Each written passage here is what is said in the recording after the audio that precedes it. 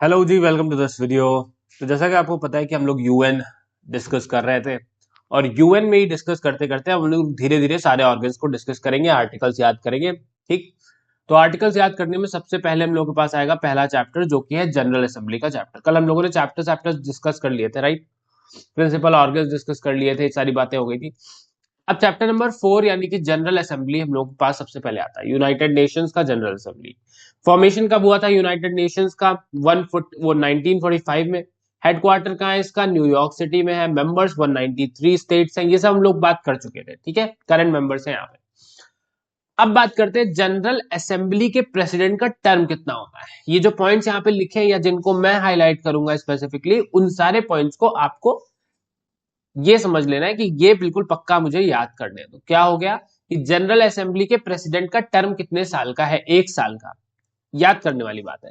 Session कब होता है? सितंबर में ईच ईयर। आपको इतना याद रखना है केवल कि इसकी जो मीटिंग होती है, सेशन जनरल असेंबली की जो मीटिंग होती है, वो 1 साल में एक बार एटलीस्ट वंस अ ईयर होनी चाहिए, ठीक है। तो ये दो चीजें हो गई जो आपको बहुत अच्छे से याद करनी है। अब हमें पता है कि प्रिंसिपल ऑर्गन्स जो है वो दिए आर्टिकल नंबर 7 में थे। ये सारी हम लोगों ने बात कर ली है कि ऑर्गन कितने थे, 6। कहां पे थे? आर्टिकल 7 में, ठीक। अब यहां से चालू होगा इसका फंक्शंस, ठीक है। जनरल असेंबली के हम लोग एक एक करके फंक्शंस पे आएंगे, ठीक। सबसे पहले यहां पे हमारे सामने है डेलिबरेटिव फंक्शन, ठीक। डेलिबरेटिव फंक्शन यहां पे है bring any resolution on any matter and discuss on it. Deliberative function का मतलब क्या है कि हम डिस्कशन करेंगे। इस जनरल असेंबली के अंदर हमारे पास डिस्कशन होंगे कुछ अलग अलग मैटर्स पे। अब कैसे मैटर्स पे डिस्कशन हो सकते हैं? जैसे रिजोल्यूशन पास करने पे डिस्कशन, ठीक। रिजोल्यूशन रिजोल्यूशन पास कर रहे हैं हम, उस पर डिस्कशन हो रहा है, ठीक है। रिजोल्यूशन पे डिस्कशन हो रहा है। साथ में पॉलिसी कोई मेक दी जा रही है, पॉलिसी रिकमेंडेशन कोई है, उस पर डिस्कशन हो रहा है, ठीक। तो ये सारी पॉलिसी बना रहे हैं कोई, या फिर पॉलिसी की कोई रिकमेंडेशन दे रहा है, तो उन सारी चीजों पे डिस्कशन हो रहा है। ये इसके डेलिबरेटिव फंक्शन है। फंक्शन मतलब कि जनरल असेंबली करता क्या है, तो डेलिबरेटिव फंक्शन ये सारे डिस्कशंस वो करता है, ठीक है। उसके बाद फिर हमारे पास आता है एक, अब देखो इसके अंदर बहुत सारे आर्टिकल्स है, मैंने जैसे बताया चैप्टर 4 में है। 9 से लेके 22 तक हमें जनरल असेंबली मिल जाएगा, ठीक। इसमें मेरे हिसाब से दो आर्टिकल हैं जो आपको बहुत अच्छे से याद रख लेने हैं। पहला आर्टिकल क्या है? Article number 12। आर्टिकल नंबर 12 को आपको बहुत बढ़िया तरीके से याद करना है। 12 में क्या लिखा है कि अगर यूएन का सिक्योरिटी काउंसिल किसी मैटर पे डील कर रहा है तो जनरल असेंबली उस पे डील नहीं करेगा, उस मैटर पे, ठीक है। जनरल असेंबली डिस्कशन नहीं करेगा, जो डिलिबरेटिव फंक्शन है वो नहीं परफॉर्म करेगा अगर सिक्योरिटी काउंसिल उस मैटर को डील करता है तो, ठीक। सिक्योरिटी काउंसिल के पास कुछ स्पेशल मैटर्स है जिनको डील करता है, ठीक है। तो अब तो हम लोग इसमें आ गए, डेलिबरेटिव फंक्शन देख लिया। उसके बाद सुपरवाइजरी फंक्शन, कुछ इसके फंक्शन है जो सुपरवाइजरी फंक्शन है। सुपरवाइजरी फंक्शन का क्या मतलब है कि इसका डायरेक्ट कंट्रोल होगा कुछ ऑर्गन्स पे, ठीक है। Control the principal organs of UN, each organ has to submit annual report, और जनरल असेंबली को एनुअल रिपोर्ट सबमिट करेगा हर एक ऑर्गन। तो अब ये सुपरवाइजरी फंक्शन किस पे लागू होता है? तो इनके पास डायरेक्ट कंट्रोल होता है इकोसॉक का और ट्रस्टीशिप काउंसिल का, ठीक है। इकोसॉक और ट्रस्टीशिप काउंसिल का डायरेक्ट कंट्रोल किसके पास होता है? इसके पास होता है, जनरल असेंबली के पास होता है, ठीक है। ये आपको याद रखना है। उसके बाद फिर रिपोर्ट दी जाएगी, ओके। इसमें एक पॉइंट और आपको याद रखने वाला पॉइंट है, वो पॉइंट ये है कि बाकी कोई भी ऑर्गन जनरल असेंबली और हमारे जनरल असेंबली और हमारे सिक्योरिटी काउंसिल को छोड़ के कोई भी ऑर्गन एडवाइजरी ओपिनियन ले सकता है, किसकी? आईसीजे की।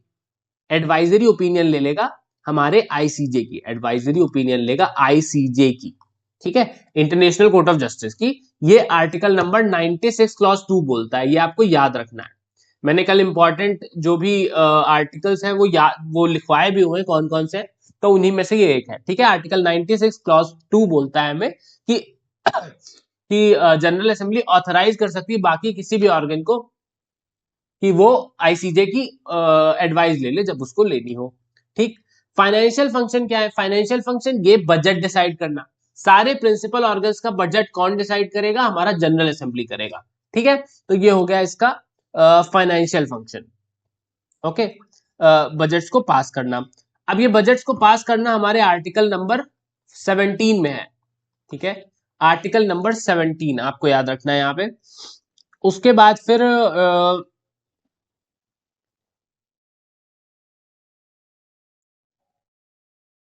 ओके, उसके बाद फिर आता है हमारा इलेक्टिव फंक्शन। इलेक्टिव फंक्शन क्या है कि यानी कि जनरल असेंबली कर सकती है admission, suspension, expulsion of the member state to the UN. UN के मेंबर स्टेट्स का एडमिशन, कब वो एडमिट होंगे, सस्पेंशन, उनको सस्पेंड कर सकते हैं कुछ ग्राउंड्स पे, या फिर उनको एक्सपल कर सकते हैं परमानेंटली। ठीक है, election of the members of the organs, या फिर इलेक्शन, जो भी मेंबर होंगे अलग अलग ऑर्गन्स के उनका इलेक्शन कर ठीक है, तो ये है इसके कुछ इलेक्टिव फंक्शन। अब इसमें कुछ आर्टिकल्स याद कर लो। आर्टिकल नंबर, देखो सबसे पहले इसमें देखो एक है आर्टिकल नंबर 3, मैं अलग से अभी बता देता हूं आपको, इलेक्टिव फंक्शन के आर्टिकल्स मैं अलग से कुछ बताता हूं। ठीक है, तो वहां से आपको समझ में आ जाएगा। सस्पेंशन और एक्सपेल्शन के 2 आर्टिकल्स हैं, ये बिल्कुल अच्छे से याद रख लो। सस्पेंशन का आपको पता है एस है ना, एस, ये 5 जैसा लग रहा है 5, तो ये सस्पेंशन को आपको 5 से याद कर सकते हो। उसके बाद ही एक्सपेल्शन दिया हुआ है 6x, वैसे भी आप याद कर सकते हो। तो एक्सपेल्शन है, फिर उसके बाद 5 में हमें सस्पेंशन। ठीक, एडमिशन हमारा 3 और 4 के अंदर आता है। ओरिजिनल मेंबर्स कौन है और सब्सीक्वेंट मेंबर कौन है, दोनों 3 और 4 में दे रखा है।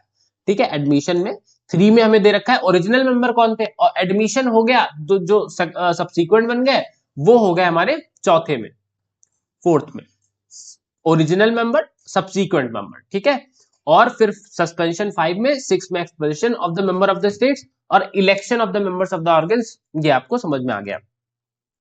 ठीक है, ओके। 9 मैंने आपको बताया था कि कंपोजिशन किसी भी उसका होगा, मतलब जो भी स्टार्ट का आर्टिकल होगा 9 से 22 में, अगर ये है पूरा हमारा general assembly, sorry deliberative function केवल नहीं है, जनरल असेंबली है पूरी 9 से 22 में। ठीक है, तो 9 से 22 में अगर हमारी जनरल असेंबली है तो 9 में होगा उसका वो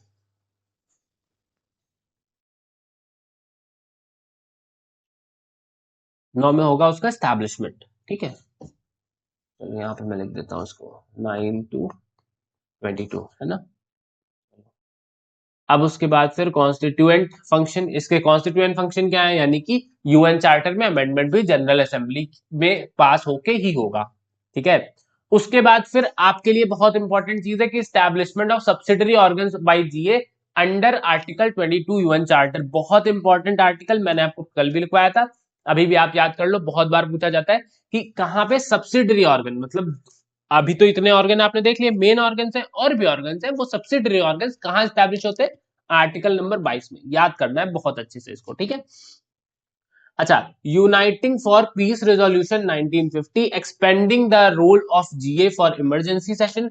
अब ये देखो, ये एक फंक्शन और है कि जनरल असेंबली का रोल इमरजेंसी सेशन में एक्सपैंड कर सकता है वो। ठीक है, GA can take action for peace and security if the UNSC, अगर सिक्योरिटी काउंसिल पीस और सिक्योरिटी स्टैब्लिश करने में फेल हो जाता है तो जनरल असेंबली भी ले सकता है। और can also use of armed force for security. ठीक है, सिक्योरिटी के लिए ये आर्म पीस और सिक्योरिटी मेंटेन करने के लिए आर्म्ड फोर्स का भी यूज कर सकता है। ठीक है, जनरल असेंबली, अगर हमारा सिक्योरिटी काउंसिल फेल हो रहा है तो। ठीक, तो ये कुछ बहुत इंपॉर्टेंट पॉइंट्स और इसके फंक्शन हो गए। अब इन फंक्शंस के बाद कुछ और पॉइंट्स हैं, उनको भी हम लोग डिस्कस कर लेते हैं। ठीक है,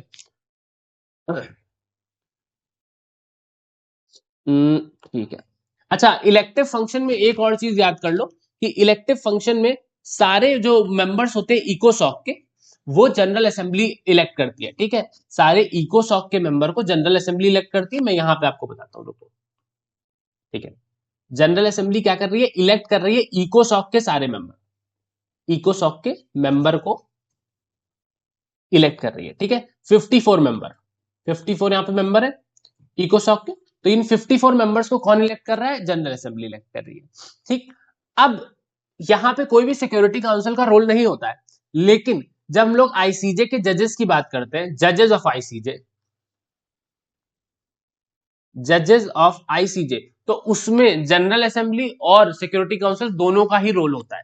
क्या रोल होता है कि सिक्योरिटी काउंसिल जो है वो रिकमेंडेशन देती है, सिक्योरिटी काउंसिल जो है वो रिकमेंडेशन देती है, रिकमेंडेशन, और जो मेंबर्स होते हैं वो पास किए जाते हैं bye general assembly. General assembly क्या करती है, उनको पास करती है, पास्ड, ठीक है, पास कर देगी हमारी जनरल असेंबली जजेस को, और सिक्योरिटी काउंसिल रिकमेंड करती है, ठीक है। ये दोनों चीजें भी आपको बहुत अच्छे से याद रखनी है।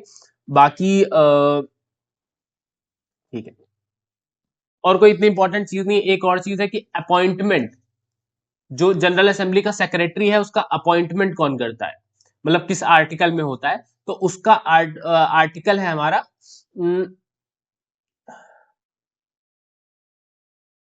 आर्टिकल नंबर 97 क्लॉज 5, ठीक है। ओके, मेरे फीवर है आज, तो इस वजह से थोड़ी मुझे दिक्कत हो रही है, तो आई होप कि आपको कंफ्यूजन नहीं हो रही है। अच्छा, अब हम लोग कुछ पॉइंट्स डिस्कस कर रहे हैं, तो उनमें ये सारे पॉइंट्स तो ठीक है, नॉर्मल नॉर्मल से। एक अब जो चीजें बिल्कुल अच्छे से याद रखनी है उनको सुनना, कि हर मेंबर स्टेट 6, मतलब देखो इसमें कितने मेंबर, 193 अभी हम लोगों ने पढ़ा, ठीक है। मेंबर्स मतलब कंट्रीज, अब उनके रिप्रेजेंटेटिव, 5 रिप्रेजेंटेटिव आएंगे जनरल असेंबली में, मैक्सिमम 5 रिप्रेजेंटेटिव आ सकते हैं जनरल असेंबली में, ठीक है, एक कंट्री से 5। बढ़िया। Resolution pass in general assembly will not be binding on the member states. अब जो रिजोल्यूशन पास होते हैं मेंबर स्टेट्स में डायरेक्टली बाइंड नहीं हो जाते अगर वो उनसे रिलेटेड नहीं है तो, ठीक है। उसके बाद फिर each member of the GA shall have one way vote. अब जितने भी ये मेंबर है 193 है, अब इनका जब वोट करने का बारी आएगा तो हर मेंबर के पास, यानी हर कंट्री के पास एक वोट होगा, ठीक है। ये आपको पता होना चाहिए। ये दोनों पॉइंट, ये दोनों पॉइंट बहुत इंपॉर्टेंट है। एक तो कि 5 रिप्रेजेंटेटिव होंगे और दूसरा एक वोट आप दोगे, ठीक है। 9 to 22 चार्टर में हो गया। State representative can raise his voice in GA in front of world leaders, मतलब हर स्टेट के, हर अपनी कंट्री के जो रिप्रेजेंटेटिव है वो अपनी वॉइस रेज कर सकते हैं। इसका जो भी वोटिंग प्रोसीजर है वो आर्टिकल नंबर 18 में दिया हुआ है, article number 18 clause 2, article number 18 clause 3, ठीक। वोटिंग प्रोसीजर 18 में दिया हुआ है। GA is the main deliberative policy making body. अब ये क्या काहे की बॉडी है, तो ये पॉलिसी मेकिंग बॉडी है। हम लोगों ने देखा कि ये डिस्कशन कर रही है पॉलिसी बनाने में, ठीक है। तो main policy making body general assembly है। तो अब जनरल असेंबली के बाद हम लोग सिक्योरिटी काउंसिल डिस्कस करेंगे कल के उसमें, ठीक है। तो प्लीज चैनल सब्सक्राइब कर लो, एंड मेरी तबीयत खराब है, मैं मेहनत कर रहा हूँ, तो आप लोग प्लीज सपोर्ट करो और शेयर भी करो वीडियोस को, और कमेंट करो, लाइक करो। Thank you so much.